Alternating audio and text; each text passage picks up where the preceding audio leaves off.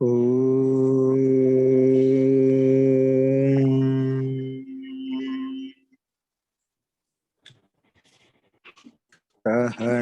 సహనావవతు సహనౌ భునక్తు సహ వీర్యం కరవావహై తేజస్వినావదీతమస్తు మా విద్విషావహై. ఓం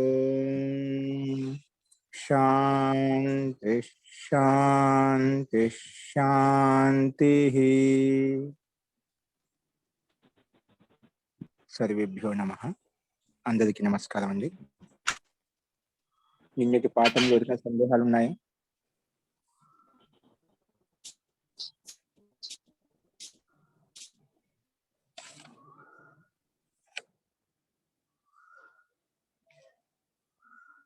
అస్తు ప్రకృతం అనుసరామః. నిన్న అభ్యాసం 45లో ఉన్నటువంటి సంస్కృత వాక్యాలకు తెలుగు వాక్యాలకు ఆన్సర్ చెప్పుకున్నాము. ఇంకా 47 అభ్యాసంలో మనం మొదలు పెట్టాము. అందులో శబ్దకోశం పూర్తిగా అయిపోయింది. ఇప్పుడు మనము వ్యాకరణ అంశాలు మొదలు పెట్టుకోవాలి. ఆ వ్యాకరణ అంశాల్లో మనకు ముఖ్యంగా సమాసాలు ప్రారంభిస్తున్నాము. అందులో మొట్టమొదటిది అవ్యయీభావ సమాసము. 46 అభ్యాసం మొదలు పెట్టాము. అందులో మొట్టమొదటి అవ్యయీభావ సమాసం నుంచి ఇక్కడ ప్రారంభం చేసుకోబోతున్నాం. వ్యాకరణం హెడ్డింగ్ పెట్టి రాసుకోండి ఇప్పుడు నీట్గా. వ్యాకరణ్ నామన్ కామ జన్ ధాతు అవ్యయీభావ సమాస సప్తమి విభక్తి అని చెప్పి నేను రాసుకున్నట్టున్నది మొత్తం ఇది కూడా. నేను నామన్ శబ్దం కూడా మనం చెప్పాము. జన్ ధాతుకి పదిల కథలు ఏ విధంగా ఉంటాయి కూడా చెప్పాను. ఇంకా ఏం చెప్తున్నా అంటే అభ్యాసం 17లో ఉన్నటువంటి సప్తమి విభక్తి యొక్క నియమాలను కూడా పునః అభ్యాసకరో మళ్ళీ ఒకసారి అభ్యాసం చేసుకోమని చెప్తున్నాడు. అభ్యాసం 17 అంటే అభ్యాసం 17లో సప్తమి విభక్తికి నియమాలు చెప్పారు. సప్తమి విభక్తి నియమాలను ఉపయోగించి కొన్ని వాక్యాలు ఉంటాయి కాబట్టి వాటిని కూడా ఒకసారి అభ్యాసం చేసుకోండి. అస్తు. ఇప్పుడు నియమం 156 రాసుకోండి. ఇక్కడ నుంచి సమాసాలు స్టార్ట్ అవుతాయి. సమాసం అంటే చెప్పుకుందాం ముందు. నియమం 156 నీట్గా రాసుకోండి. ఇక్కడి నుంచి నియమం 156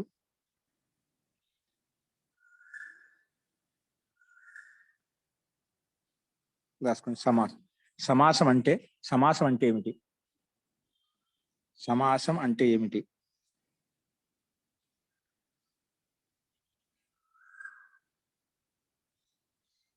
రాసుకోండి. రెండు లేదా అంతకన్నా ఎక్కువ శబ్దాలను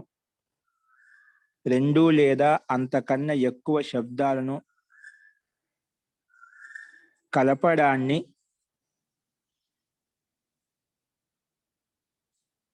సమాసం అంటాము. ఏం చెప్పాను? రెండు లేదా అంతకన్నా ఎక్కువ శబ్దాలను కలపడాన్ని సమాసం అంటాము. రెండు లేదా అంతకన్నా ఎక్కువ శబ్దాలను కలపడాన్ని సమాసం అంటాం.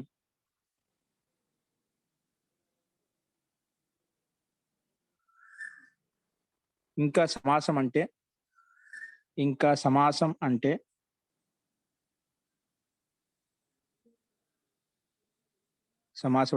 సంక్షేపం అని కూడా చెప్పవచ్చు. సమాసం అంటే ఏమిటి?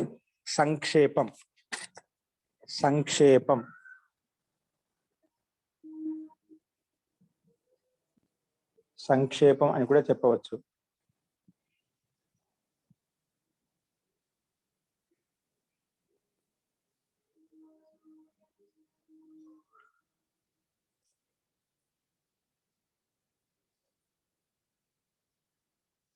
ఈ సమాసం చేసినప్పుడు కంటిన్యూ రాసుకోండి. ఈ సమాసం చేసినప్పుడు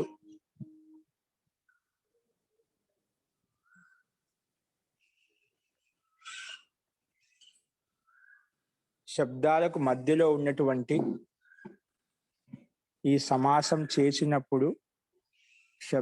మధ్యలో ఉన్నటువంటి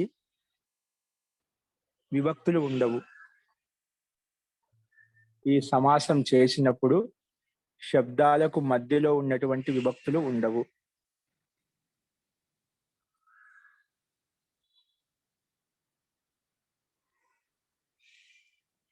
ఇంకా సమస్త పదం అనేది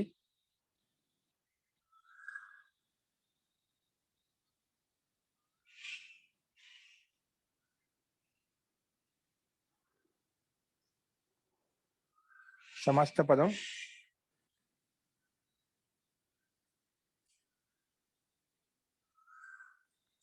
ఒకటిగా అయిపోతుంది. సమస్త పదం ఒకటిగా అయిపోతుంది.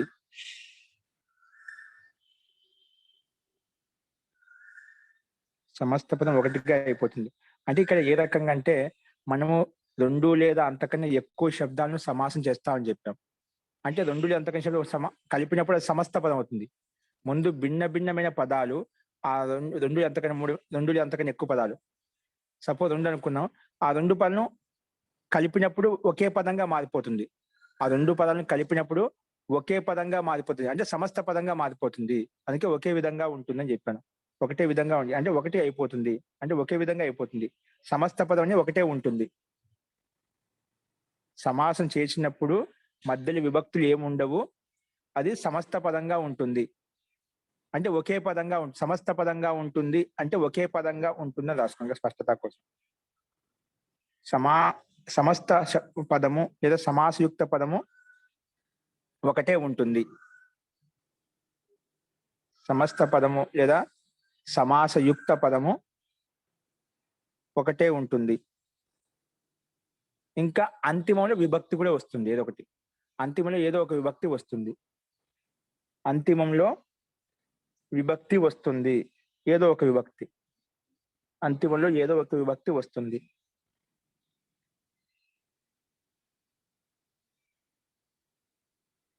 ఇంకా సమాసాన్ని విడగొట్టడాన్ని విగ్రహ వాక్యం అంటాము. సమాసాన్ని విడగొట్టడాన్నే విగ్రహ వాక్యం అంటాము. సమాసాన్ని విడగొట్టడాన్నే విగ్రహ వాక్యం అంటాము. సమాసాన్ని విడగొట్టడాన్ని ఏమంటాం? విగ్రహ వాక్యం అంటాం.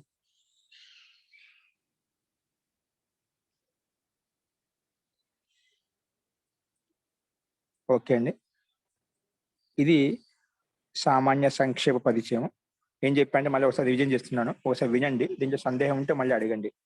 సమాసం అంటే ఏమిటంటే ముఖ్యంగా సంక్షేపం కూడా చెప్పొచ్చు అని చెప్పాను. తర్వాత సమాసం అంటే సంక్షేపం అంటే ఇప్పుడు 2 లేదా అంతకన్నా ఎక్కువ శబ్దాలను కలిపి రాస్తున్నామంటే అది సంక్షేపం అయిపోయినట్టే కదా. 3 శబ్దాలు ఉన్నాయి. ఆ 3 శబ్దాలను తీసివేసి ఒకే శబ్దంగా రాస్తున్నాం. ఒకే పదంగా రాస్తున్నాం. అంటే సంక్షేపం అయితేనా? అందుకే 2 లేదా అంతకన్నా ఎక్కువ శబ్దాలను కలిపి రాయడాన్ని సమాసం అంటాం. దాన్ని సంక్షేపం అంటాంలే. దాన్నే సంక్షేపం చెప్పాం. సమాసం అంటే సంక్షేపం.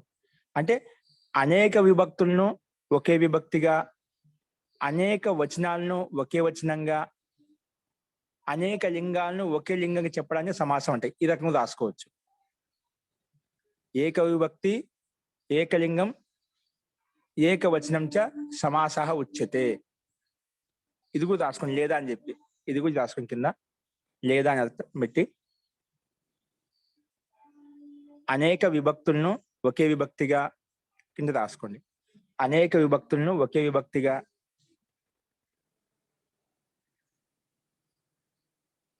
అనేక లింగాలను ఒకే లింగంగా, అనేక లింగాలను ఒకే లింగంగా,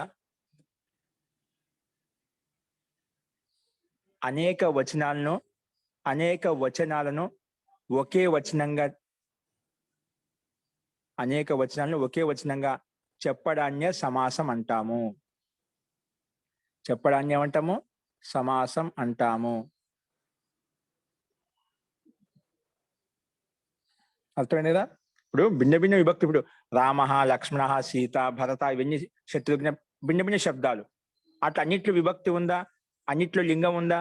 అన్నిట్లో వచనం కూడా ఉంది కదా. అన్నిటిని తీసివేసి విభక్తుని లింగాన్ని వచనాలు తీసేసి ఒకే విభక్తిగా, ఒకే లింగంగా, ఒకే వచనంగా పెట్టాలి. ఇప్పుడు రామ, లక్ష్మణ, భరత, శత్రుఘ్నాః, శత్రుఘ్నవః ఇదంతా ఒకే పదంగా మారిపోయింది. అంటే అన్ని విభక్తులు తీసేసాం. అన్ని లింగాలు తీసేసాం, ఒకే విభక్తి పెట్టి అన్నిటి కలిపి ఒకటే విభక్తి, ఒకటే లింగం, ఒకటే వచనం పెట్టాం అన్నమాట. అట్లా చేయడాన్నే, సంక్షేపంగా చెప్పడాన్నే సమాసం అంటాము అని చెప్పుకున్నాం.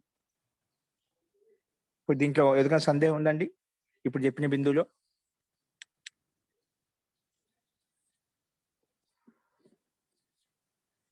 అస్తు, ఎగ్జాంపుల్ ఎలా అనేది చూద్దాం. ఇప్పుడు ఎగ్జాంపుల్ రాసుకోండి. రాజ్ఞ పురుష ఏంటండి? రాజ్ఞ పురుష, రాజ్ఞ పురుష విడివిడిగండి. రాజ్ఞ షష్ఠి విభక్తి ఏకవచనం, పురుష ప్రథమ విభక్తి ఏకవచనం. ఓకే, రాజ్ఞ పురుష. ఇదేంటండి? ఇజ్ ఈక్వల్ టు రాజపురుష, రాజపురుష. రాజ్ఞ పురుష ఇజ్ ఈక్వల్ టు రాజపురుష, సమస్త పదం అంటాం.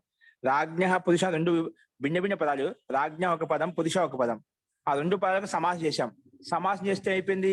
ఆ రెండు పదాలు సమాసం చేయమంటే కలిపాం. కలిపితే అయిపోయింది రాజపురుష, రాజపురుష అయిపోయింది. ఈ కలిపడాన్ని కలిపి రాసేదాన్ని సమస్త పదం అంటాం. దాన్ని సమాసయుక్త పదం అంటాం. ఓకేనా? ఇప్పుడు రాసుకోండి. ఇప్పుడు రాజ్ఞ పురుష అనేది విగ్రహవాక్యం, అంటే విడదీశామంట. రాజపురుష అనే శబ్దాన్ని విడగొట్టే పోతే రాజ్ఞ పురుష అయిపోయింది. ఓకే, ఇప్పుడు ఇంకా దాన్ని లోతుగా కొంచెం ఆలోచిద్దాం.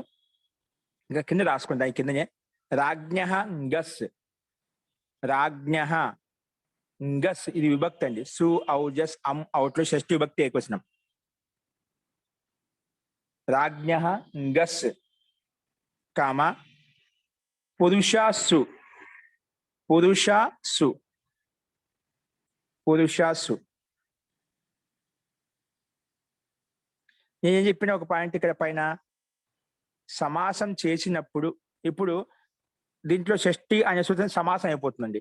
రాజ్ఞ గస్సు పురుషాసు దానికి ఎదురుగా షష్ఠి అనే సూత్రం చేత ఆ మొత్తానికి సమాసం అయిపోతుంది. ఏ దానికి? రాజ్ఞ గస్సు పురుషాసు అనే దానికి మొత్తానికి సమాసం అయిపోతుంది. ఓకేనా? ఆ సమాసం చేసినప్పుడు ఆ సమాసంలో ఉన్నటువంటి విభక్తులు ఉండవు అని చెప్పాను. సమాసంలో వచ్చినటువంటి విభక్తులు ఏం చెప్పాను? సమాసానికి మధ్యలో ఉన్నటువంటి విభక్తులు ఉండవు. ఇక్కడ గస్సు అనేది విభక్తి కదా, షష్ఠి విభక్తి అని గస్, సు అనే ప్రథమ విభక్తి ఏకవచనం. ఇవి తొలగిపోతాయి సమాసం చేసినప్పుడు. అవి సమాసం చేసినప్పుడు విభక్తి తొలగిపోయిన ఏం మిగులుతుంది? ఏమిగులుతుంది? రాజ్ఞ, రాజా. అక్కడ రాజ్ఞ గస్ కాదు, స్వాది రాజా సు అని పెట్టాలి. ఏం పెట్టాలండి? రాజాంగస్, సు కాదు, రాజాంగస్. మూల శబ్దం పెట్టుకోవాలి. రాజాంగస్ పురుషాసు. అప్పుడు గస్కి సుకి లోపం చేస్తే ఏం మిగులుతుంది? రాజా పురుష మిగిలింది. ఏం మిగిలిందండి? రాజపురుష. ఏంటండి? రాజపురుష. ఇప్పుడు కలిపిన తర్వాత రాజపురుష అయిపోయింది. పక్కన విసర్గం తెచ్చుకున్న ఒక రాజపురుష అవుతుంది. అర్థమైందా? అంటే మనం ఏం చెప్పిన రెండు లేదా అంతకన్నా ఎక్కువ శబ్దాలు సమాసం చేస్తాం. ఇక్కడ రాజా పురుష రెండు శబ్దాలను కలిపినాము. కలిపినప్పుడు సమాసం చేసినప్పుడు ఆ మధ్యలో ఉన్నాయి కదా విభక్తులు ఏవి? రాజాంగస్సు పురుషాసు అని చెప్పి అవి విభక్తులు ఉండవు అని చెప్పాను, తీసేసాము. తీసివేసిన తర్వాత ఏమైతే మిగిలినాయో అదే ఆ రెండు శబ్దాలు కలిసిపోయి దాన్ని సమస్త యుక్త పదం అంటాం, లేదా సమాసయుక్త పదం అంటాం, లేదా సమస్త పదం అంటాం. అట్లా కలపడాన్ని ఏమంటాము? సమస్త పదం. ఆ సమస్త పదమే మనకి ఇక్కడ వచ్చిన రూపం అనమాట. దాని పక్కన విసర్గం పెట్టుకున్నాం అనుకోండి, రాజపురుష కదా, ఇక రూపం నడిపించుకోవచ్చు. రాజపురుషకి పుల్లింగ శబ్దానికి సమానంగా రాజపురుష, రాజపురుషో, రాజపురుష, రాజపురుషం, రాజపురుషో, రాజపురుషాన్. అలాగా ఈ రకంగా మనం అన్ని శబ్దాల్లో కూడా ఈ రకంగా చూసుకోవాలి. ముందు విడగొట్టుకోవాలి, విడగొట్టుకున్న తర్వాత దాంట్లో విభక్తి పెట్టుకోవాలి, విభక్తి పెట్టుకున్న తర్వాత మళ్ళీ సమాసం చేసుకుంటాము. సమాసం అయిపోయిన తర్వాత దాంట్లో ఉండే మధ్యలో ఉండే విభక్తులు తీసివేస్తాం. తీసివేస్తే మిగిలిన రూపం ఏదైతే ఉంటుందో అది మనకు సమస్త పదంగా వస్తుంది. దాన్ని కలిపి రాస్తాం, సమస్త పదాన్ని కలిపి రాస్తాం. ఇది అండి, ఇది రాజపురుష ఒక ఎగ్జాంపుల్ చూసాం. ఓకేనా? రాజపురుష అనేది సమస్త పదం అంటాం. రాజపురుష అనేది రాజా యొక్క పురుషుడు అని అర్థం. రాజపురుషుడు అంటే రాజు యొక్క పురుషుడు, అది పురుషుడు ఎవరైనా కావచ్చు. ఓకే, రాజపురుష సమస్త పదం. ఇక్కడ మనకు మధ్యలో ఉండే విభక్తులు లోపించాయన్నమాట. మధ్యలో ఉండే విభక్తులు గస్సుకి సుని లోపం చేశాం. ఇంకోటి ఏంటంటే ఇప్పుడు రెండో పాయింట్ కింద రాసుకోండి. ఇప్పుడు ఒకటో పాయింట్ ఇదంతా సమాసంలో. సమాసం అంటే ఏమిటి? సమాసంలో ఏ రకంగా దాన్ని మనం ఉదాహరణలో ఉపయోగిస్తామో చూపిస్తామని చూపించాం ఇక్కడ 1వ పాయింట్ కింద. 2వ పాయింట్ కింద రాసుకోండి. 156 నియమంలోనే సమాసం పెట్టి 1వ పాయింట్ కింద ఇదంతా చెప్పుకున్నాము. 2వ పాయింట్ కింద రాసుకోండి. సమాసానికి 6 సమస్త పదాలు ఉన్నాయి. సమాసానికి 6 భేదాలు ఉన్నాయి. సమాసానికి 6 భేదాలు ఉన్నాయి లేదా 6 విభాగములు ఉన్నాయి. సమాసానికి 6 విభాగాలు ఉన్నాయి లేదా 6 భేదములు ఉన్నాయి. అవి ఒకటి అవ్యయీభావః సమాసః. అవ్యయీభావః సమాసః. 2 తత్పురుషః సమాసః. 2 తత్పురుషః సమాసః. 3వది కర్మధారయ సమాసః. కర్మధారయ సమాసః. 4 ద్విగు సమాసః. ద్విగు సమాసః.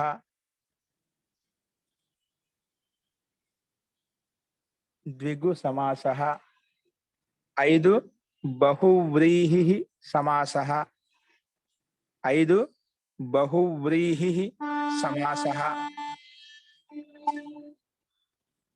6వది ద్వంద్వ సమాసః. 6వది ఏంటంటే ద్వంద్వ సమాసః. ఇవి సమాసానికి 6 భేదాలండి. సమాసానికి ముఖ్యంగా ఎక్కువగా ఉపయోగించేటువంటి 6 భేదాలు.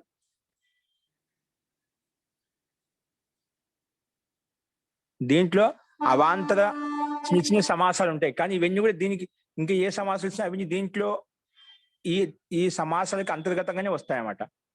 ఈ సమాసాలకి అంతర్గతంగానే వస్తాయి. ఇంకా దీన్ని 4 భాగాలుగా విభజించవచ్చు. ముఖ్యంగా ఏంటి? అవ్యయీభావ సమాసము, తత్పురుష సమాసము, ద్వంద్వ సమాసము, బహువ్రీహి సమాసం. ఇక్కడ 4 చెప్తారు కొన్ని చోట్ల. అంటే మిగిలినవి ఏవైతే ఉన్నాయో ఇవన్నీ కూడా తత్పురుష సమాసం కిందనే వస్తాయి లేదా బహువ్రీహి సమాసం కిందనే వస్తాయి. అలాగా వీటి యొక్క సమాసాలకి అంతర్గతంగానే వస్తాయి. ముఖ్యంగా ఏంటి? అవ్యయీభావ సమాసము, తత్పురుష సమాసము, బహువ్రీహి సమాసము, ఇంకోటి ద్వంద్వ సమాసం. ఈ 4 ముఖ్యమండి. మిగిలినటువంటి వీటి యొక్క అంతర్గతంలోనే వస్తాయి. కానీ ముఖ్యంగా మనకి ద్విగు సమాసం ఎక్కువగా ఉపయోగిస్తాం, కర్మధారయ సమాసం కూడా ఎక్కువగా ఉపయోగిస్తాం. కాబట్టి అది పక్కకు చూపించామన్నమాట. మిగిలినవి ఎక్కువగా ఏవైతే ఉన్నాయో అవన్నీ సాహిత్యంలో తరచుగా ఎక్కువ ఉపయోగిస్తుంటాము. కాబట్టి ముఖ్యంగా ఎక్కువగా తరచుగా ఉపయోగపడేటువంటి సమాసం ఏదైతే ఉందో అవి చూపించాం ఇక్కడ 6 భాగాలుగా. ఈ 6 భాగాలు ఏంటి? అవ్యయీభావ సమాసం అంటే ఏమిటి ముందుగా అది చూద్దాం. అది 157 నియమంలో చూద్దామండి. రాసుకుని నియమం 157. నియమం 157. ఓకే అండి. దాంట్లో మొట్టమొదటి సూత్రం అవ్యయీభావః. అవ్యయీ అనేప్పుడు ఇక్కడ అచ్చులో ఉండే ఈ కాదండి, యకారానికి దీర్ఘ ఈకారం ఇవ్వాలి, యాకి. అవ్యయీభావః. అవ్యయీభావః.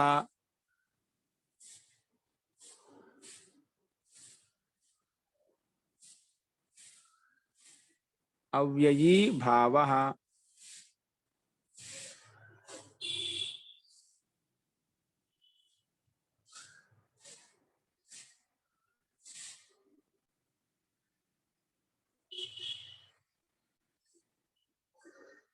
నెక్స్ట్ దాని పక్కన ఇంకో సూత్రం రాసుకోండి.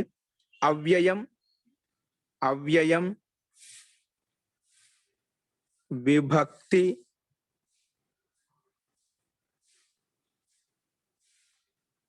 సమీప. అవ్యయం విభక్తి సమీప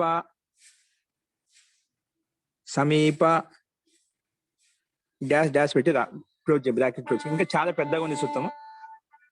సమాసం చేసే సూత్రం ఏదైనా ఇక్కడ చూపించాడు అంతే మనకు.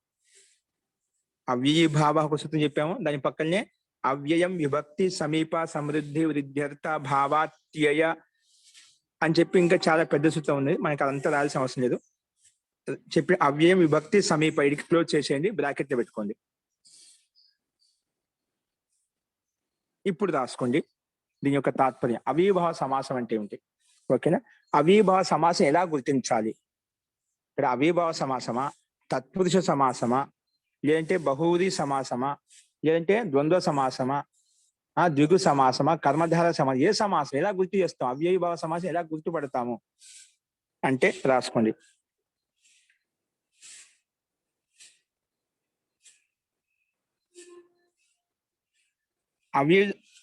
అవ్యయీభావ సమాసంలో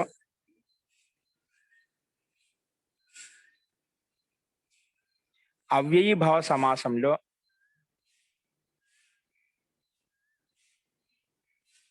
మొట్టమొదటి శబ్దం అవ్యయం ఉంటుంది. అవ్యయీభావ సమాసంలో మొట్టమొదటి శబ్దం ఏముంటుందంట? అవ్యయం ఉంటుంది. అవ్యయం ఉంటుంది. అవ్యయీభావ సమాసంలో మొట్టమొదటి పదం ఏముంటుంది? అవ్యయం ఉంటుంది. అంటే ఉపసర్గం కానీ నిపాతం కానీ ఉంటుంది. ఏముంటుందంట? అవ్యయం అంటే ఏమిటి? ఉపసర్గాలు మనకు తెలిసి 22 ఉపసర్గాలను ఉంటాయి, లేదంటే నిపాతాలు ఉంటాయి. కొన్ని శబ్దాలు నిపాతాలు అని చెప్పి అవన్నీ ఉంటాయి. ఉపసర్గం కానీ నిపాతం కానీ ఉంటుంది. అర్థమైందా? అవ్యయీభావ సమాసంలో మొట్టమొదటి శబ్దం ఏముంటుంది? అవ్యయం ఉంటుంది. అవ్యయం అంటే ఏమిటంటే అవ్యయం అంటే ఉపసర్గం కానీ నిపాతం కానీ ఉంటుంది. ఉపసర్గం కానీ నిపాతం కానీ ఉంటుంది.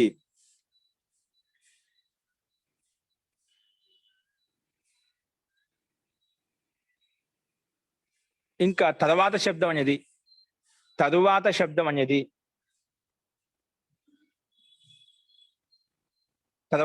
సంధ్యావాచక శబ్దం ఉంటుంది. తర్వాత పదం అనేది శబ్దం ఒకటి ఇక్కడ. తర్వాత శబ్దం అనేది లేదా తర్వాత పదం అనేది సంధ్యావాచక శబ్దం ఉంటుంది, అంటే నామవాచక శబ్దం ఉంటుంది. తర్వాత పదం ఎలా ఉంటుంది? నామవాచక పదం ఉంటుంది. నామవాచక పదం ఉంటుంది.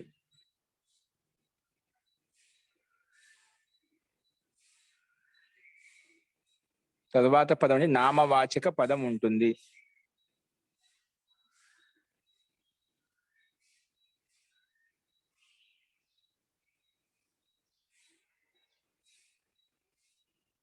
తరువాత పదం అనేది నామవాచక పదం ఉంటుంది.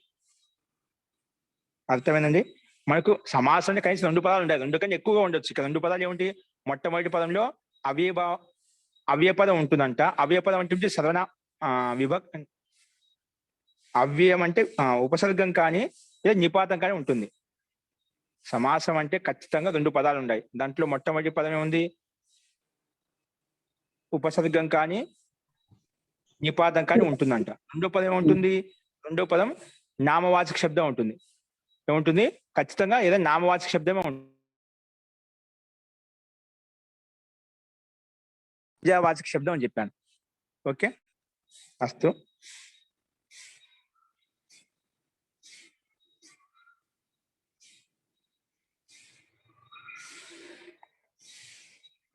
ఇంకా ఈ అవ్యయీభావ సమాసం వాలే ఇంకా ఈ అవ్యయీభావ సమాసం ఇంకా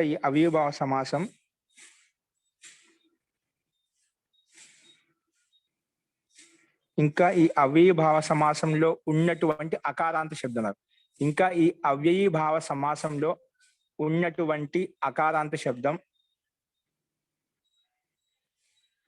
ఇంకా ఈ అవ్యయీభావ సమాసంలో ఉన్నటువంటి అకారాంత శబ్దం నపుంసకలింగం ఏకవచనంలోనే ఉంటుంది. నపుంసకలింగం ఏకవచనంలోనే ఉంటుంది. ఏం చెప్పాను? అవ్యయీభావ సమాసంలో ఉన్నటువంటి అకారాంత శబ్దం నపుంసకలింగం ఏకవచనంలోనే ఉంటుంది, ద్వివచనం బహువచనం ఉండవండి. ఏ విభక్తి ఉండవు. ఉంటే నపుంసకలింగం ఏకవచనంలో ఉంటుంది. నపుంసకలింగం ఏకవచనంలోనే ఉంటుంది.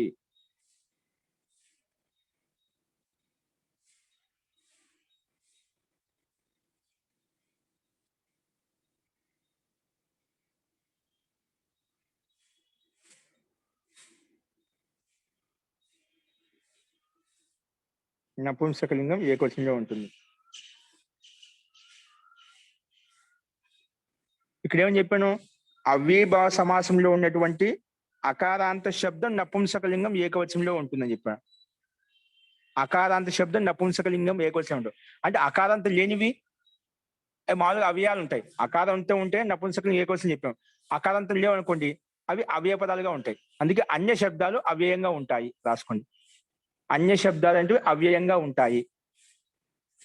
అన్య శబ్దాలు అవ్యయంగా ఉంటాయి. అన్య శబ్దాలు ఎలా ఉంటాయి? అవ్యయంగా ఉంటాయి.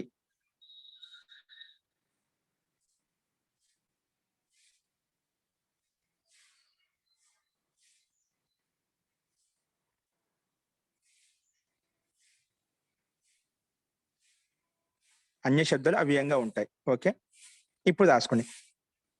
అవ్యయభావ సమాసంలో అవ్యయీభావ సమాసంలో అవ్యయీభావ సమాసంలో విగ్రహవాక్యానికి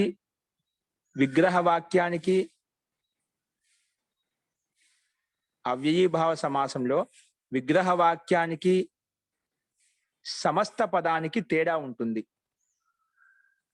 అవ్యయీభావ సమాసంలో ఏంటి చెప్పాను? విగ్రహవాక్యానికి సమస్త పదానికి తేడా ఉంటుంది.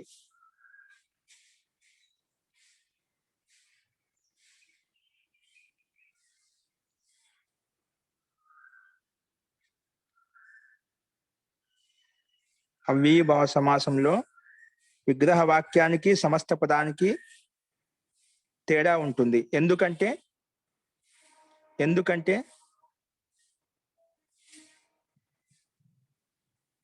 ఎందుకంటే ఏదైనా ఒక విశేష అర్థంలో ఏదైనా ఒక విశేషమైన అర్థంలో అవ్యశబ్దం ఉంటుంది. కాబట్టి ఏదైనా ఒక విశేషమైనటువంటి అర్థంలో అవ్యశబ్దం ఉంటుంది. ఏదైనా ఒక విశేష అర్థంలో అవ్యయశబ్దం ప్రధానంగా ఉంటుంది. అవ్యయశబ్దం ప్రధానంగా ఉంటుంది. అందువలనే అవ్యయశబ్దం ప్రధానంగా ఉంటుంది. అందువలనే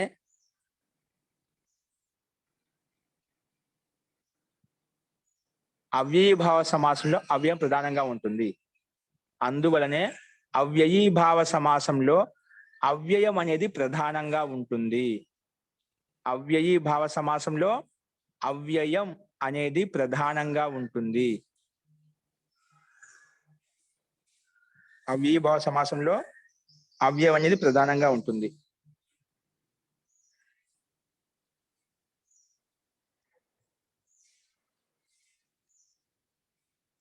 ఇదండి అవ్యయీభావ సమాసం నుంచి కొంచెం చెప్పాను. దీంట్లో మీరు ముఖ్యంగా ఎందుకు రాసుకున్నాను మీరు, దాంట్లో మీకు తర్వాత ఎగ్జాంపుల్స్ బట్టి అర్థమవుతుంది. ఇవన్నీ మనం ఎగ్జాంపుల్ చూసినప్పుడు మీకు అర్థమవుతుంది. ముఖ్యంగా ఏం గుర్తుపెట్టుకోవాలంటే, సమాసం చెప్పాను కనీసం రెండు కన్నా ఎక్కువ పదాలు ఉండాలి. అందులో అవ్యయీభావ సమాసం ముఖ్యంగా మొట్టమొదటి పదం అనేది ఏం చెప్పాను?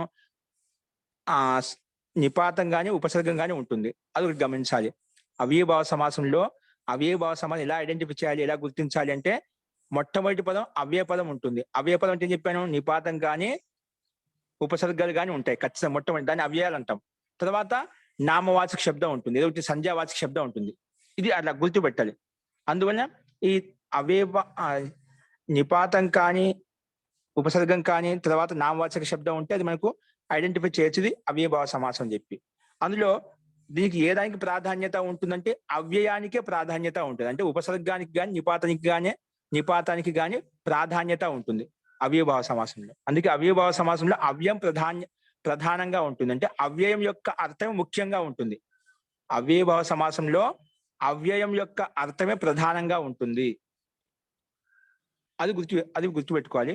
ఇంకా విగ్రహవాక్యానికి సమస్త పదానికి తేడా అని చెప్పాను. ఇప్పుడు విగ్రహవాక్యం అంటే ఇప్పుడు నేను చెప్పాను రాజపురుషుల విగ్రహవాక్యం ఏంటి? రాజ్ఞ పురుష. అట్లా దాన్ని విడగొట్టామంట. దీన్ని విగ్రహవాక్యం, విడగొట్టడాన్ని విగ్రహవాక్యం అంటాం. సమస్త పదం అంటే ఏమిటి? కలపడాన్ని సమస్త పదం అంటాం. కలపడాన్ని సమస్త పదం అంటాం. ఇక్కడ అవిభావ సమాసంలో విగ్రహవాక్యానికి సమస్త పదానికి తేడా ఉంటుంది. ఏంటి తేడా ఉంటుంది?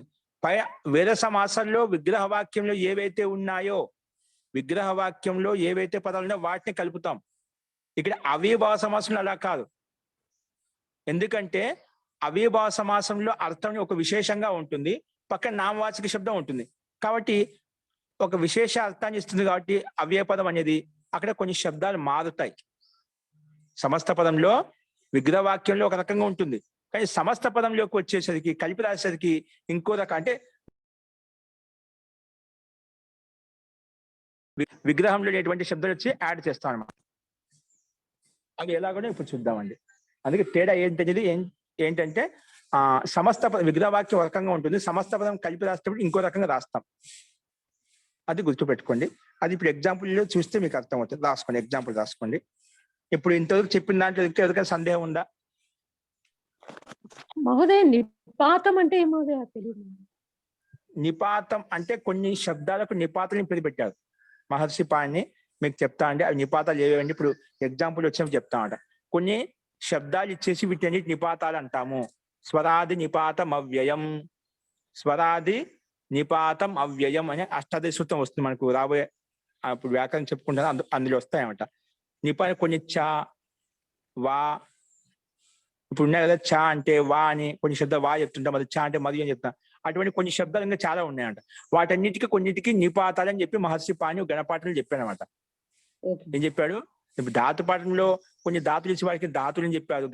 భువాది గణము, అదాది గణము, జోహత్యాది గణము, వాటికని కొన్ని శబ్దాలు ఇచ్చి వీటికి అదాది గణం, ధాతులు ఇచ్చి వీటిని అదాది గణం అంటాము, ఇది జోహత్యాది గణం అంటాము, ఇది దివాది గణం అంటాం చెప్పాం కదా. అలాగా కొన్ని శబ్దాలను ఇచ్చి సంకేతించి సంగ్రహించి దానికి ఏం పేరు పెట్టాడు?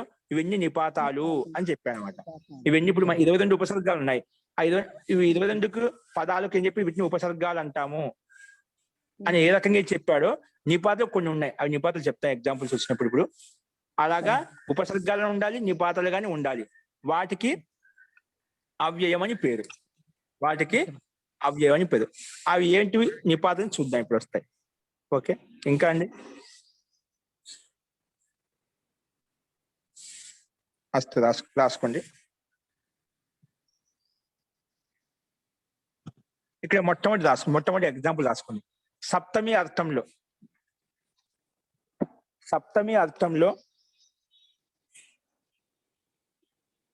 సప్తమి యొక్క అర్థంలో అది అనే అవ్యయపదాన్ని ఉపయోగిస్తాం. ఏం చెప్పాను? సప్తమి యొక్క అర్థంలో, సప్తమి యొక్క అర్థం ఏంటండి?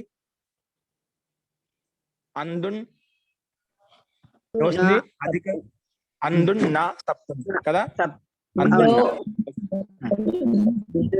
అందున్ నా లో లోపల పైన ఇవన్నీ అర్థాలు వస్తాయి. లో లోపల పైన ఇవన్నీ వస్తాయి. ఓకే, అస్తు. సప్తమి యొక్క అర్థంలో లోపలనే షష్ఠి మహోదయ. లో లోపల అంతవరకు. లో అంటే రాముని యందు, ఇంటి లోపల, అలాంటి అర్థంలో వచ్చినప్పుడు ఇది సప్తం కింద తీసుకుంటాం అంట. అంటే రాముని యందు, రాముని పైన, సందర్భాన్ని బట్టి అలా వస్తాయి. రాముడు అందున్నా అని వస్తుంది, సందర్భాన్ని బట్టి కొన్ని అలా చెప్పేశాను. అలాగో తీసుకుంటాం సప్తమి యొక్క అర్థంలో. ఫస్ట్ సప్తమి యొక్క అర్థంలో ఇక్కడ ఏమి ఉపయోగిస్తాము? అది అనే అవ్యయపదాన్ని ఉపయోగిస్తాము. సప్తమి యొక్క అర్థంలో అది అనే అవ్యయపదాన్ని ఉపయోగిస్తాం. ఓకే, ఇది గమనించండి. ఇది మనకు గుర్తు పెట్టుకోవాల్సింది. సప్తమి విభక్తి యొక్క అర్థంలో ఏ అవ్యయపదాన్ని ఉపయోగిస్తాము? అది అనే అవ్యయపదాన్ని ఉపయోగిస్తాం. ఓకే, ఇప్పుడు దాన్ని ఉదాహరణ చూద్దాం. రాసుకోండి. అధిహరౌ. అధిహరౌ ఏంటండి? అధిహరౌ. అధిహరౌ. ఇక్కడ అది అనేది అవ్యయపదము, హరవ్ అనేది సప్తమి విభక్తి ఏకవచనం. ఓకేనా? ఇది విగ్రహవాక్యం అండి. చెప్పాం కదా, అవ్యయభావ సమాసంలో మొట్టమొదటి పదం అవ్యయం ఉంటుంది, తర్వాత పదము సంధ్యావాచక శబ్దం ఉంటుంది, నామవాచక శబ్దం ఉంటుంది. అంటే అది అనేది అవ్యయము, హరవు అనేది హరి శబ్దం. హరికి సప్తమి భక్తిలో ఏకవచనం రాశాం, అది వేరే విషయం. హరి అంటే ఒక నామమే కదా, ఒక సంధ్య కదా, ఒక పేరు కదా. కాబట్టి ముందుగా అవ్యయ పదం వచ్చింది, తర్వాత నామవాచక శబ్దం వచ్చింది. ఇది విగ్రహవాక్యం అంటాం. అది హరవు, అది హరవు. ఈ విగ్రహ వాక్యాన్ని కలిపితే ఏమవుతుంది? అది హరవు. విగ్రహవాక్యం కలిపితే ఎలా అవుతుంది? అది హరవు. ఓకేనా? అది హరవు అంటే దీని అర్థం ఏమొస్తుందంటే కలిపిన అది హర అంటే హరి యందు అని అర్థం వస్తుంది. ఏమొస్తుందండి? హరి యందు అని అర్థం వస్తుంది. ఇప్పుడు సప్తమి యొక్క అర్థం వచ్చిందా? సప్తమి యొక్క అర్థం ఏ అవ్యయ పదాన్ని ఉపయోగించాం? అది అవ్యయ పదాన్ని ఉపయోగించాం. వచ్చిందండి, సప్తమి అర్థం. ఓకేనా? దీన్ని మహోదయ అది హరి అని ఉంది, అది హరి అని ఉంది మహోదయ పుస్తకంలో. అదే అది హర విగ్రహవాక్యం కలిపితే అది హరి ఇది ఈక్వల్ టు అది హరి. దీన్ని సమస్త పదం అంటాం. అది హర అనేది విగ్రహ వాక్యము, దాన్ని కలిపితే సమస్త పదంగా మారిస్తే అది హరి. అది హరి హ్రస్వం అండి, అది హరి. ధన్యవాదాలు. అర్థమైందా? దీని కింద బ్రాకెట్ రాసుకోండి. అది హరిని విడగొట్టండి, అది హరిని విడగొట్టండి బ్రాకెట్ లో. అది ప్లస్ హరి, హరి చిన్న డాట్ పెట్టి ఇంగి రాయండి. హరి ఇంగి. హరవుని విడగొట్టినామనుకోండి, హరవుని విడగొడితే హరి ఇంగి వస్తుందండి. హరి ఇంగి, హరి ప్లస్ ఇంగి కలిసే హరవు అవుతుందండి సప్తమి భక్తి ఏకవచనంలో. హరి శబ్దానికి ఇంగి ప్రత్యయం తీసుకొస్తే దాని రూపం తయారు చేసినప్పుడు హరవు అవుతుంది. హరి ప్లస్ ఇంగి ఈజ్ ఈక్వల్ టు హరవు అవుతుందన్నమాట. ఇది అలౌకిక విగ్రహ వాక్యం అంటాం. అంటే విడగొట్టిన విగ్రహ వాక్యాన్ని దాన్ని ఇంకా విడగొట్టడం. ఇప్పుడు హరవు అనేది సప్తమి భక్తి ఏకవచనం స్పష్టంగా ఉంది, మనం కంఠస్థం చేశాం కాబట్టి. ఆ హరవు రూపం ఎలా తయారైంది? హరి ప్లస్ ఇంగి ఈ రెండింటిని కలిపితే హరవు తయారైంది అన్నమాట. అర్థమైందా? ఇంకొకసారి చెప్పరండి. అది ప్లస్ అది ప్లస్ హరి, మళ్ళా హరి, హరి చిన్న డాట్ పెట్టి ఇంగి, ఇంగి కక గగంగ, గకానికి ఇకారం. Right, correct. సరే. అంటే హరవు పదాన్ని విడగొట్టి దాంట్లో సప్తమి భక్తి తీసుకొచ్చి పెట్టామంట. అప్పుడు నీకు పైన ఒక పాయింట్ చెప్పాను, ఈ అవిభావ ఇప్పుడు అది హరవులో దానికి సమాసం అయిందండి. అది హరవు అంటే ఎక్కడ? ఇప్పుడు అది ప్లస్ హరి ఇంగి, దీనికి ఎదురుగా అవ్యయం విభక్తి సమీప అని చెప్పి సూత్రం చెప్పానా? ఆ సూత్రం చేత దీనికి సమాసం అయిపోతుంది. ఏమవుతుందండి? అవ్యయం విభక్తి సమీప అని చెప్పి రాసిన తర్వాత అవ్యయం విభక్తి సమీప అనే సూత్రం చేత మనకి దీనికి ఏం చేస్తాం? సమాసం చేస్తాం. ఎవరికి? అది ప్లస్ హరి ఇంగికి సమాసం అయిపోయింది. సమాసం చేసినప్పుడు ఏమవుతుంది చెప్పాను? అందులో ఉండే విభక్తులు తొలగిపోతాయి, విభక్తులు ఉండవు, అందులో విభక్తులు ఉండవు. ఇక్కడ ఏ విభక్తి ఉంది మనకు? ఇంగి అని ఒక విభక్తి ఉంది, అదికి రాలేదు. రాజాంగస్ పురుషస్సు, అక్కడైతే రాజులో గస్ వచ్చింది, కానీ అది శబ్దం కాబట్టి గస్ ప్రత్యయం తెచ్చుకున్నాయి. ఇక్కడ ఏంటి? అది అవ్యయ పదం. అవ్యయ పదాలకు విభక్తులు ఉండవు కదా, లింగము విభక్తి వచనాలు ఏమి ఉండవు, దాన్ని అవ్యయం అంటాం. అందుకే అక్కడ విభక్తి ఏం లేదు. విభక్తి ఎక్కడ ఉంది? హరి శబ్దంలో ఉంది. అక్కడ హరవు కదా, హరవు శబ్దం విడగొట్టిన ఎలా వచ్చింది? హరి ప్లస్ ఇంగి చెప్పాను అంటే ఓన్లీ గీ విభక్తి ఉంది, ఇంగి విభక్తి, ఇంగి ప్రత్యయం ఉంది. ఆ అంగీ ప్రత్యయం తొలగించేస్తాం అంటే ఇంగి ప్రత్యయమే విభక్తిగా మారిపోతుంటాయి. కాబట్టి అంగీ విభక్తిని తీసేస్తే కేవలం హరి మిగిలింది. ఏం మిగిలిందండి? హరి మిగిలింది. అందుకే కలిపి రాసేటప్పుడు అది హరి అని చెప్పాను. అది హరి. అవిభావ సమాసం చేసినప్పుడు అందులో ఉండే విభక్తులు ఉండవు అని చెప్పాను. అందుకే విభక్తులు ఉండవంటే తీసివేయాలి కదా, అందుకే తీసివేస్తే ఏం మిగిలింది మనకు? అది హరి మిగిలింది. ఈ రకంగా చూసుకోవాలి మనం. సప్తమి అర్థంలో అది శబ్దాన్ని ఉపయోగిస్తాం. ఇక్కడ ఒక ఎగ్జాంపుల్ చూపించాను. అలాగా అన్ని రకాలు ఇదే విధంగా చూసుకోవాలి. ఎగ్జాంపుల్స్ ఉన్న తర్వాత మనకు వాక్యాలు వస్తాయి, అక్కడ చూపిస్తూ ఉంటాను. నెక్స్ట్ రాసుకోండి. సమీప అర్థంలో రెండో పాయింట్ కింద రాసుకోండి. ఇది ఒకటో ఎగ్జాంపుల్, రెండో ఎగ్జాంపుల్ కింద రాసుకోండి. సమీప అర్థంలో అంటే దగ్గర అనే అర్థంలో ఉప అనే అవ్యయపదాన్ని ఉపయోగిస్తాము. దగ్గర అని చెప్పడానికి ఏ అవ్యయపదాన్ని ఉపయోగిస్తామంట? ఉప అనే అవ్యయ పదాన్ని ఉపయోగిస్తాము. ఉప అనే అవ్యయ పదాన్ని ఉపయోగిస్తాము. సమీపార్థంలో అంటే దగ్గర అనే అర్థంలో ఏమి ఉపయోగిస్తామండి? ఉప అనే అవ్యయ పదాన్ని ఉపయోగిస్తాము. ఉప అనే అవ్యయ పదాన్ని ఉపయోగిస్తాము. ఇది చెప్పేది ఇది ఉప అనేది పైన వచ్చిన అదే ఉపసర్గాల్లో ఉన్నాయి మనకు. ఆ ఉపసర్గాలకి అవ్యయం పేరు పెట్టుకున్నామంట. ఓకేనా? అస్తు. ఇప్పుడు ఎగ్జాంపుల్ రాసుకోండి. ఏం చెప్పాను? దగ్గర అర్థం ఏ శబ్దం ఏ అవ్యయ పదాన్ని ఉపయోగించినప్పుడు ఉప అనే అవ్యయ పదాన్ని ఉపయోగిస్తాం. ఉప అనే అవ్యయ పదాన్ని ఉపయోగించినప్పుడు ఉదాహరణ ఎలా ఉంటుందో చూద్దాం. రాసుకోండి. కృష్ణస్య సమీపం. కృష్ణస్య సమీపం. కృష్ణస్య సమీపం ఈజ్ ఈక్వల్ టు ఉపకృష్ణం. ఉపకృష్ణం. ఉపకృష్ణం. సమీపం అంటే ఏమిటండి? దగ్గర అని చెప్పాను. సమీపం అంటే దగ్గర అంటే కృష్ణునికి దగ్గర. కృష్ణునికి కృష్ణస్య అంటే కి కాకే కి వస్తుంది కదా. కృష్ణస్య అంటే కృష్ణునికి. సమీపం అంటే దగ్గర. కృష్ణునికి దగ్గర. దాన్ని ఏమంటాం? ఇది కృష్ణస్య ఒక పదం, సమీపం ఒక పదం, రెండు పదాలు ఉన్నాయి. నేను కలిపి రాయాలి. కలిపి రాసేటప్పుడు ఉపకృష్ణం అయిపోతుంది. కలిపి రాస్తే ఏమొస్తుంది? సమస్త పదం ఉపకృష్ణం అయిపోతుంది. ఓకేనా? చెప్పాం కదా. విగ్రహవాక్యం ఒక రకంగా ఉంది, సమస్త పదము ఇంకొక రకంగా ఉంది. తేడా ఉంది రెండిట్లో. మామూలుగైతే విగ్రహవాక్యం ఏవైతే ఉన్నాయో కలిపి రాసినా అవే వస్తాయన్నమాట. ఇక్కడ ఏమొచ్చింది? మారిపోయాయన్నమాట. అందుకే విగ్రహవాక్యానికి సమస్త పదానికి తేడా ఉంది. సమస్త పదంలో ఉంది ఇక్కడ సమీపం అనే అర్థాన్ని చెప్పడం దగ్గర శబ్దాన్ని ఇక్కడ ఏమొచ్చింది? ఉప అనే శబ్దం వచ్చింది సంస్కృతంలో. మనం సమీపం అంటున్నాం, సమీపం దగ్గర అని చెప్పాను. దగ్గర అనే అర్థాన్ని చెప్పడం కోసము ఇక్కడ ఉప అనే అవ్యయ పదాన్ని తీసుకున్నాము. అందుకే కృష్ణస్య సమీపం ఉపకృష్ణం అయిపోయింది. కృష్ణస్య సమీపం ఉపకృష్ణం. ఇంకోటి ఏం చెప్పాను? ఇది అవిభావ సమాసం చేసినప్పుడు సమస్త పదం అనేది నపుంసకలింగం ఏకవచనంలోనే ఉంటుందని చెప్పాను. ఇక్కడ నపుంసకలింగం ఏకవచనం వచ్చిందా? ఉపకృష్ణం. ఓకేనా? ఉపకృష్ణం అనేది. అస్తు. ఇది అర్థమైందండి. దీన్ని బ్రాకెట్ కింద రాసుకుని బ్రాకెట్ దీన్ని విభక్తి ఎలా పెట్టుకుంటాం? కృష్ణాంగస్ ఉపాసు. కృష్ణాంగస్ ఉపాసు బ్రాకెట్లో వచ్చేసుకోండి. బ్రాకెట్లో పెట్టుకోండి. ఇప్పుడు కృష్ణాంగస్ అనేది కృష్ణ శబ్దం గస్ ప్రత్యయం తీసుకొచ్చాము అంటే షష్ఠీ విభక్తిలో. ఉపాసు అనే ప్రథమ విభక్తిలో సు తీసుకొచ్చాము. ఇప్పుడు ఈ కృష్ణాంగస్ ఉపాసుకి సమాసం చేస్తాం. సమాసం చేసినప్పుడు ఆ ఏ సమాసం? అవిభావ సమాసం చేస్తాం. అవిభావ సమాసం చేసినప్పుడు ఈ అవిభావ సమాసంలో ఉన్నటువంటి విభక్తులు లోపిస్తాయి.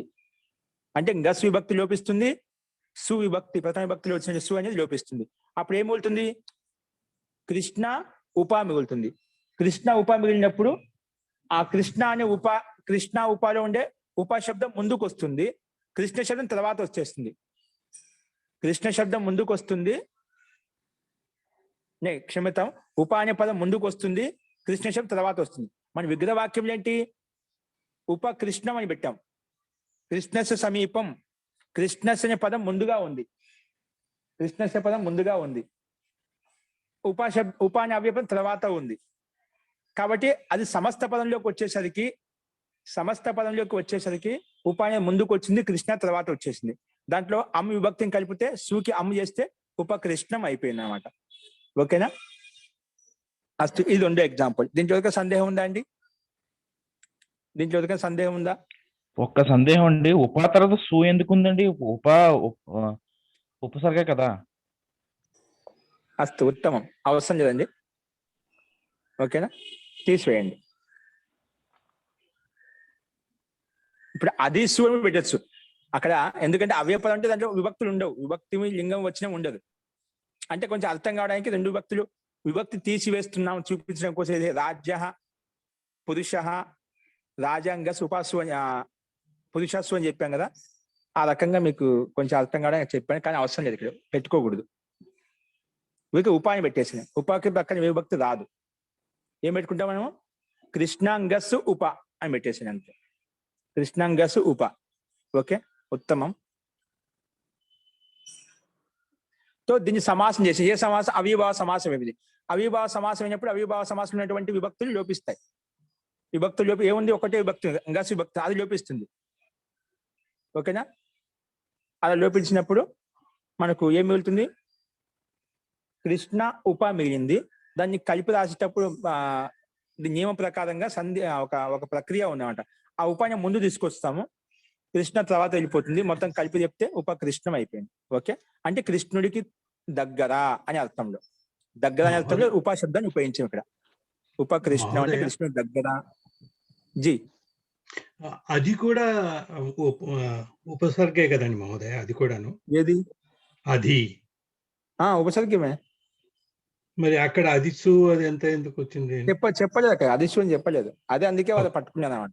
అక్కడ చెప్పలేదు మహోదయ, అక్కడ ఇక్కడ ఎందుకు చెప్తున్నారని చెప్పి అవే పదం చెప్పారు. జీ, ఓకే, అది కూడా ఉపసర్గే. ఓకే, ధన్యవాదాలు మహోదయ. ఓకే,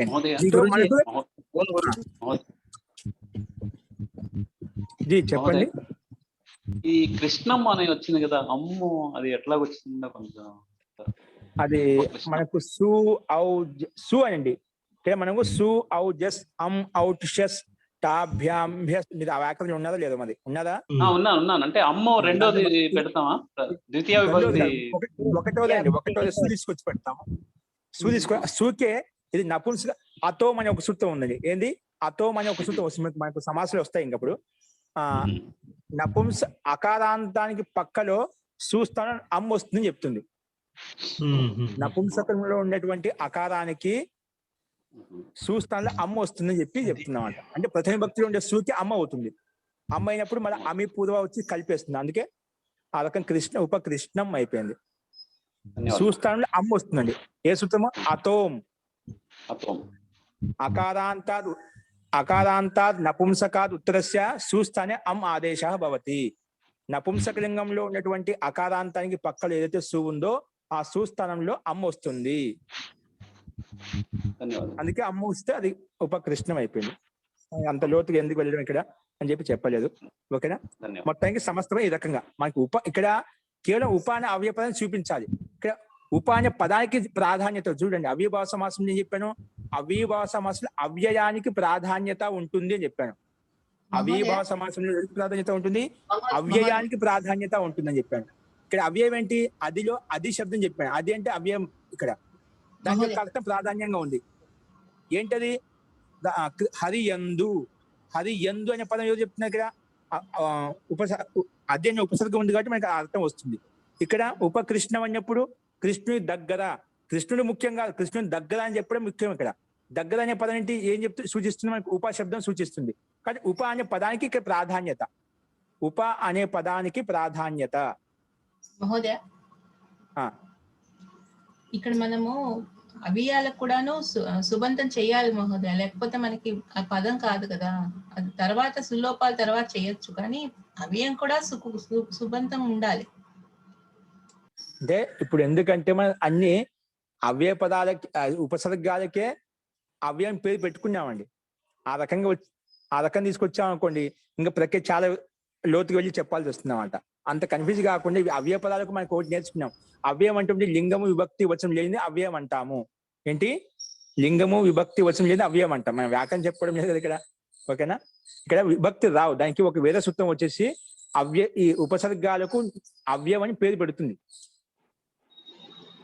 ఉపసర్గ నిపాతం అవ్యయం. ఉపసర్గాలకు నిపాతలకు అవ్యయం పేరు. ఉపసర్గ నిపాతం అవ్యయం అష్టాధ్యాయ సూత్రం ఉంది. ఉపసర్గాలకు నిపాతలకు అవ్యయం అని పేరు. ఇప్పుడు అవ్యయం పేరు పెట్టగానే అటు విభక్తే రాదు అక్కడ. అందుకే మీకు చూపించడం కోసం అట్లా చూపించాలి ఒకసారి అని. కానీ అవసరం లేదు మనకు. ఇప్పుడు అర్థం చేసుకుంటాను, మనం అర్థం చేసుకున్నాక మళ్ళీ భావించుకుని భావన పెట్టి ఊహించుకొని మన పెట్టుకుని ఎందుకు పెట్టుకోవాలి? అర్థమైందా? అర్థం మహోదయ. ఇప్పుడు ఉపసర్గ వచ్చినప్పుడు సంజ్ఞావాచకం ఎప్పుడు ద్వితీయ విభక్తిలోనే ఉంటుందా మహోదయ? ద్వితీయ భక్తి కాదండి, అది ప్రథమ విభక్తే. అంటే సమీపం ఉపకృష్ణం ఉంది ఆ, అట్లా నేను అదే అందుకు కృష్ణ ఉపకృష్ణం అనేది ప్రథమ విభక్తి ఏకవచనం అది అని చెప్పాను. ఆ. ముందు చెప్పాను నపుంసకలింగం ఏకవచనంలోనే ఉంటుంది. ఏకవచనం అనేది ద్వివచనం కాదు. అమ్మ చూసి మీరు ద్వితీయ భక్తి అనుకోవద్దు, ఇది ఏకవచనమే. కానీ నపుంసకలింగంలో ఉంది. నపుంసకలింగం అన్ని ఉంటాయి, గృహం, ఫలం, పుష్పం, ఇవన్నీ నపుంసకలింగాలు కదా. అలాగా కృష్ణం అవ్యయభావ సమాసం కాబట్టి అవ్యయభావ సమాసం నపుంసకలింగం అయింది. ఇది కృష్ణ శబ్ద పుల్లింగమే. మొట్టమొదటి ఒక సూత్రం ఇచ్చిన అవ్యయీ భావ, ఇదేమంటుందంటే దీని అర్థం ఏంటి? అవ్యయభావ సమాసం నపుంసకలింగం భవతి. అవ్యయభావ సమాసం ఎప్పుడు నపుంసకలింగం మారిపోతుంది. ఈ సూత్రం అందుకే మొట్టమొదటి ఆపించాను. దాని యొక్క తాత్పర్యం తెలియదా ఎట్లా పనిచేసి ఇక్కడ చెప్పామంతే. ఇక్కడ మనం వ్యాకరణం చెప్పే ఈ సూత్రం చేత సమాసమైంది, దీని చేత నపుంసకలింగం పేరు వచ్చింది అని అక్కడ సూత్రాలు చూపించా, సంకేతించాం. అందుకే దాని యొక్క తాత్పర్యం అదే, అవ్యయభావ సమాసం నపుంసకలింగం అవుతుంది. ఓకేనా జీ? ఇంకా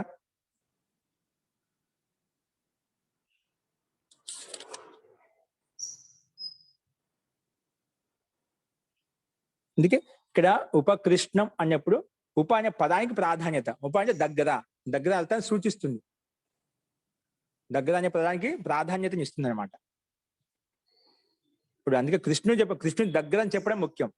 హరి ముఖ్యంగా హరి యందు ఏదో ఒక వస్తువు ఉంది, ఒక పదార్థం ఉంది, ఏదో ఒకటి ఉంది, జ్ఞానం ఉంది. హరి యందు ఏముంది అంటే ఇక్కడ అది అనే అవ్యయం యొక్క అర్థానికి ప్రాధాన్యత ఇస్తున్నాం, నాకి హరికి ప్రాధాన్యత ఇస్తున్నాం. అందుకే అవ్యయభావంలో అవ్యయానికి ప్రాధాన్యత అంటే అవ్యయం యొక్క అర్థం ఏదైతే ఉందో ఆ అర్థాన్ని తీసుకుంటాము. ఉపకృష్ణంలో ఉప అనే అర్థాన్ని ఉపాని దగ్గర అని చెప్పడం ముఖ్యం. కృష్ణుని దగ్గర ఏదో ఉంది అది చెప్తున్నాను. గంగా నదిన, గంగా ఒడ్డున, గంగా ముఖ్యం, గంగా నదిన ఒడ్డున ఉంటుంది ఏదో ఒకటి వస్తువు. గంగా ముఖ్యం కాదు, గంగా నది ఒడ్డున ఏదో ఉంది, అట్లా ఒడ్డు ముఖ్యం, గంగా ముఖ్యం కాదట. ఆ రకంగా అవ్యయ పదానికి అర్థం ఏదైతే ఉందో ఆ అర్థం చూసుకోవాలి మనం. ఓకేనా?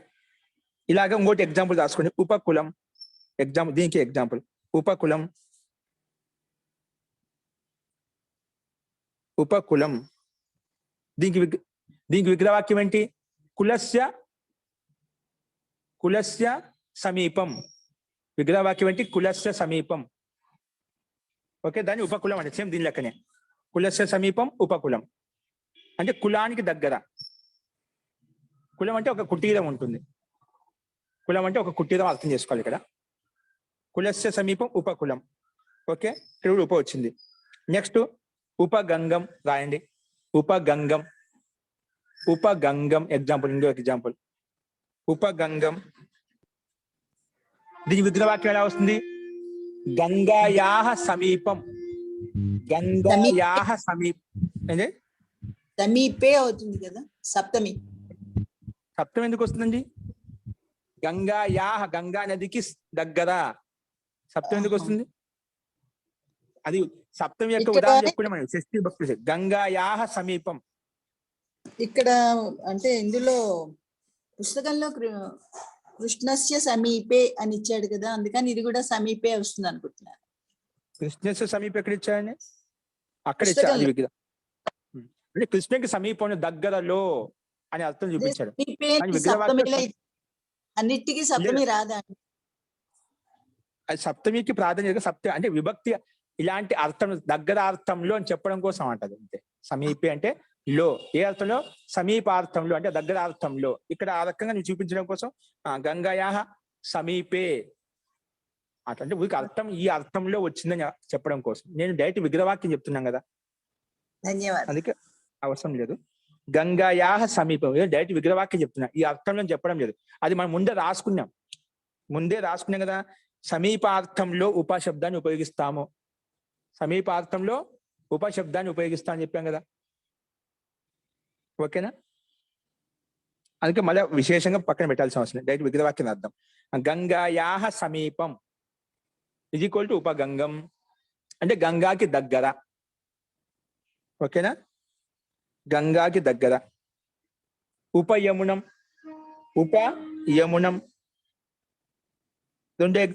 ఇంకో ఎగ్జాంపుల్ ఏమిటి? ఉపయమునం యమునాయాహ సమీపం. యమునా శబ్దం స్త్రీలింగం అండి, అందుకే గంగా శబ్దం స్త్రీలింగం కాబట్టి గంగాయాహ అని చెప్పాను. యమునా శబ్దం స్త్రీలింగం కాబట్టి యమునాయాహ అని చెప్పాను. యమునాయాహ సమీపం, యమునాయాహ సమీపం. ఉపయమునం అంటే యమునా నదికి దగ్గర అని అర్థం. ఇప్పుడు దగ్గరనే ఈ ఉపయమునం, ఉపగంగం, ఉపకృష్ణం ఇవన్నీక దగ్గర అనే అర్థానికి ప్రాధాన్యత. యమునా చెప్పడం గంగా అని చెప్పడం, గంగాకి దగ్గర, యమునాకి దగ్గర, కృష్ణుడికి దగ్గర. దగ్గర అనే అర్థం ప్రాధాన్యత అంటే అవ్యపదానికి ప్రాధాన్యత ఉంది, అవ్యపదానికి ప్రాధాన్యత ఉంది అనే అర్థంలో అండి. ఓకేనా? అన్నిటికి విభక్తి వస్తుంది, విభక్తికి లోపించేస్తుంది. అన్ని నపుంసకలింగం ఏకవచనంలో వచ్చాయి చూడండి. ఉపయమునం, ఉపగంగం, అర్థమైందా? ఉపకృష్ణం, ఉపకులం. కులం అని నపుంసకలింగం ఉంది కాబట్టి కులస్య సమీపం ఉపకులం అని చెప్పాను. కులస్య సమీపం ఉపకులం. ఓకే, ఇది అండి దగ్గర అనే అర్థంలో ఉప అనే అవ్యపదాన్ని ఉపయోగించినప్పుడు వాక్యం ఏ రకంగా ఉంటుందో, ఉదాహరణ ఏ రకంగా ఉంటుందో అది చూపించాను. నెక్స్ట్ మూడవది అభావార్థం ఉంది, అది రేపు చూద్దామండి. అలాగా కొన్ని ముఖ్యమైన ప్రసిద్ధమైన అంటే అవ్యపదాలు ఉన్నాయంట. అవ్యభావ సమాసం ఉపయోగించడం ముఖ్యంగా ప్రసిద్ధమైనటువంటి ఏవి ఎక్కువగా ఉపయోగిస్తాం అభావార్థంలో, ఇంకా సామర్థ్యార్థంలో, బహి అంటే బయట అనే అర్థంలో, ఉపరీతార్థంలో, అనుకూలార్థంలో కొన్ని అర్థాలు ప్రసిద్ధమైనటువంటి. ఆ శబ్దాలు యొక్క ఎగ్జాంపుల్స్ ఏ రకంగా ఉంటాయనేది మనం రేపు చూద్దామండి. అస్తు. ఇప్పుడు ఒక 2 ఎగ్జాంపుల్ చూసాం అవ్యభావ సమాసం అంటే. ఇంకా ఏమైనా సందేహాలను రేపు చూద్దామండి. అస్తు. మంత్రపాఠ.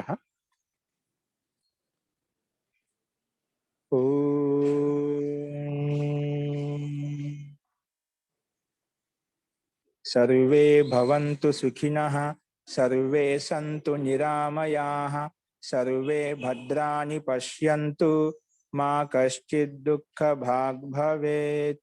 ఓం శాంతి శాంతి శాంతి. సర్వేభ్యో నమః. అందరికీ నమస్కారం.